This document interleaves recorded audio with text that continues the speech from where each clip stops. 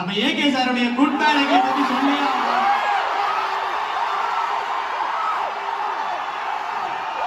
Okay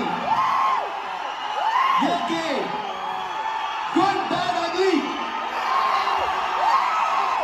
அது பயங்கரமா work போயிட்டு இருக்கு. ஒரு நியூஸ் மட்டும் உங்களுக்கு சொல்றேன்.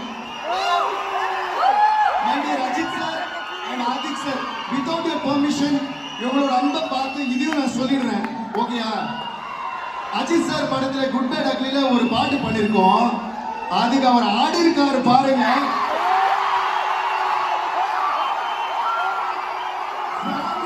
ஒரு பாட்டு பிளான் பண்ணி செஞ்சு அதை வந்து பயங்கரமா டான்ஸ் ஆடி இருக்காரு.